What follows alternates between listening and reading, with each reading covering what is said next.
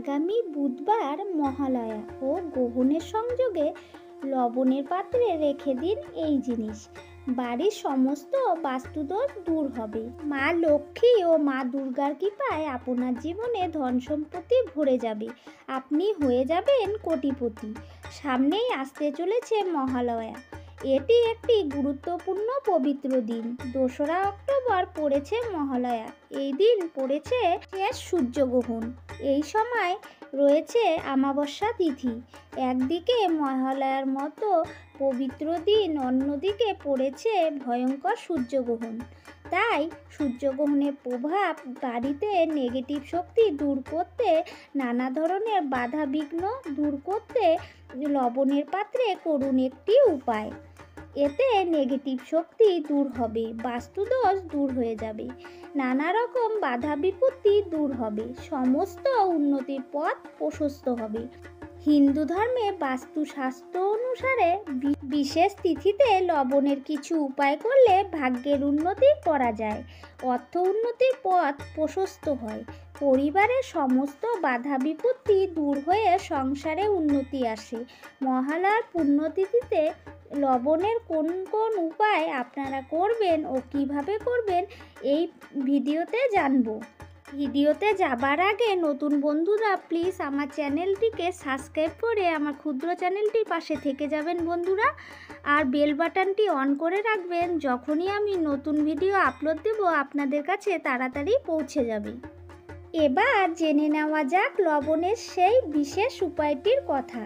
অমাবস্যা ও পূর্ণিমা তিথিতে মা লক্ষ্মী ও ভগবান নারায়ণ অত্যন্ত প্রসন্ন থাকেন।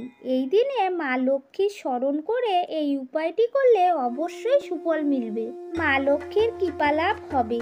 জ্যোতিষশাস্ত্র অনুসারে লবণের প্রয়োগে ঘরে সুখ শান্তি বৃদ্ধি হবে, দুঃখ দুর্দশা অভাব অনটন দূর হয়, সমস্ত কলহ দূর হয়, রাহু কেতু ও শনির প্রভাব ঠিক হয়ে যায়। বাস্তুশাস্ত্র অনুসারে মহালয়ার বিশেষ পুণ্যতিথিতে লবণের উপায় করলে তার সুফল পাওয়া যায়। যদি আপনার ঘরে বাস্তুদোষ বা নেতিবাচক শক্তির প্রভাব থাকে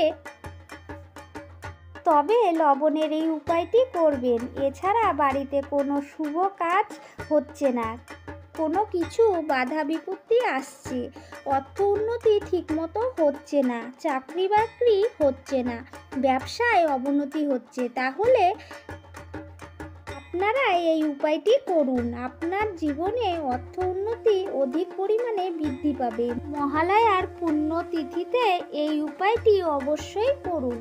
লবণ একটি সাধারণ বস্তু। আমাদের প্রত্যেকের ঘরে লবণ থাকে। লবণ ছাড়া আমাদের খাদ্য জীবন অচল।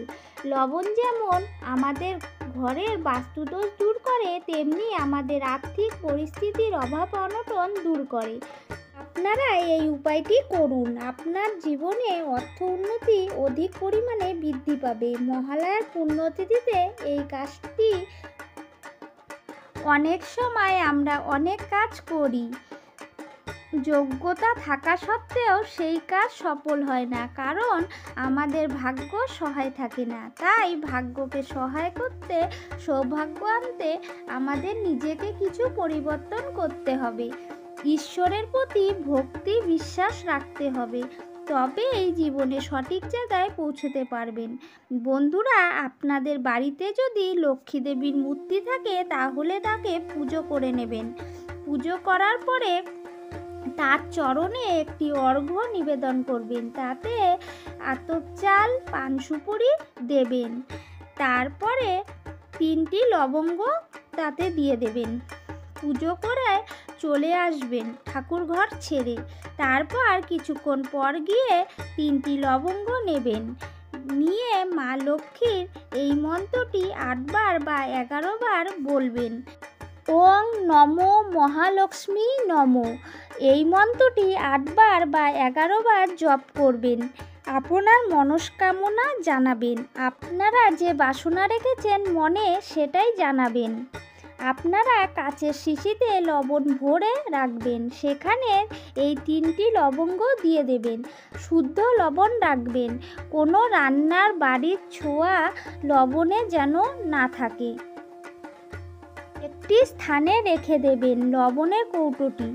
আপনার বাড়ির যে প্রধান আয়কর ব্যক্তি আছেন তার শোবার ঘরে এটি রেখে দেবেন। দীপাবলি বা কালী পুজো আসা অবধি রাখতে হবে। এটি করলে সমস্ত বাধা বিপত্তি কেটে যাবে, পরিবারে ধন সম্পত্তি আসা শুরু করবে এবং অর্থ উন্নতি হতে শুরু করবে।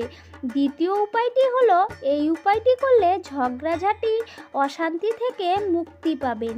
পরিবারে অশান্তি কলহ হয়, একে অপরের সাথে কথা কাটাকাটি বা কথা বলা বন্ধ হয়ে যায়, একটা চাপা অশান্তি পরিবারে লেগেই থাকে। যদি এমনটা হয় তাহলে এই উপায়টি অবশ্যই করুন।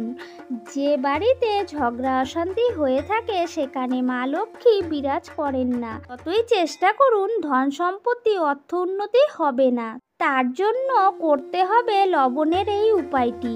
মা লক্ষ্মীর চরণে রাখতে হবে 3টি লবঙ্গ, একটি সাদা কড়ি ও একটি কর্পূর। এই 3টি জিনিস মা লক্ষ্মীর চরণে রেখে 8 বার বা 11 বার বলতে হবে ওম মহালক্ষ্মী নমঃ। এই বীজ মন্ত্রটি বলে লবঙ্গ 3টি নিয়ে কড়ি ও কর্পূর নিয়ে লাল কাপড়ের মধ্যে রেখে 1 মুঠো লবণ রেখে দেবেন। তারপর সে লবণের মধ্যে ওই 3টি জিনিস দিয়ে কাপড়টি ভালো মতো বেঁধে দেবেন।